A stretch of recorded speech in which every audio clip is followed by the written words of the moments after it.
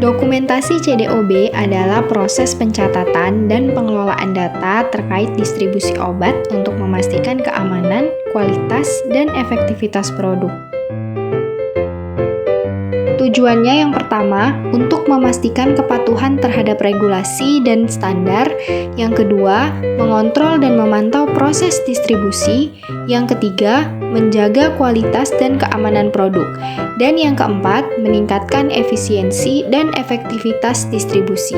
Berdasarkan Peraturan Badan Pengawas Obat dan Makanan Nomor 6 Tahun 2020 tentang perubahan atas Peraturan Badan Pengawas Obat dan Makanan Nomor 9 Tahun 2019 tentang pedoman teknis cara distribusi obat yang baik, di sini saya hanya mengambil beberapa poin saja, di antaranya pada bab 9, dokumentasi, 9.1, dokumentasi yang baik merupakan bagian penting dari sistem manajemen mutu. Dokumentasi tertulis, baik secara manual maupun elektronik, harus jelas untuk mencegah kesalahan dari komunikasi lisan dan memenuhi prinsip ketertelusuran, keamanan, aksesibilitas, integritas, dan validitas.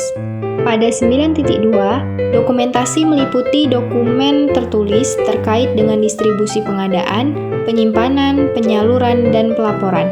Dokumen prosedur tertulis, dokumen instruksi tertulis, dokumen kontrak, catatan, data, dan dokumen lain yang terkait dengan pemastian mutu baik dalam bentuk kertas maupun elektronik.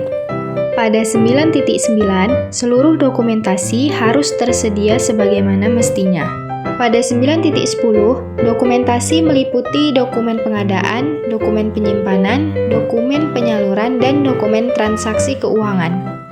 Pada 9.11, dikecualikan dari butir 9.10, dokumen transaksi keuangan tidak diwajibkan untuk penyaluran antara fasilitas distribusi pusat dan fasilitas distribusi cabang. Pada 9.26, semua dokumentasi harus mudah didapat kembali, disimpan, dan dipelihara pada tempat yang aman untuk mencegah dari perubahan yang tidak sah, kerusakan, dan/atau kehilangan dokumen. Pada 9.27, dokumen harus dikaji ulang secara berkala dan dijaga agar selalu up-to-date. Jika suatu dokumen direvisi, harus dijalankan suatu sistem untuk menghindarkan penggunaan dokumen yang sudah tidak berlaku.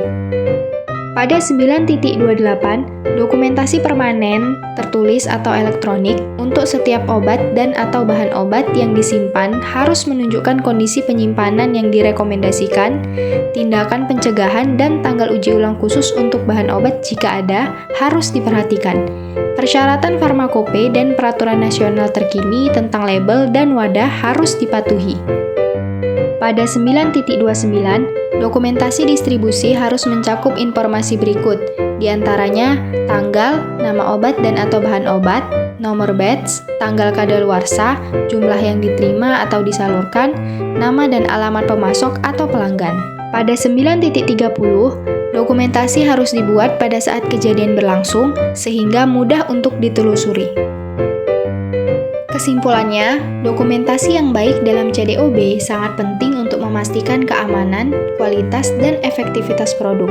Oleh karena itu, perusahaan harus memastikan bahwa dokumentasi CDOB dilakukan secara akurat, lengkap, dan terjaga keamanannya.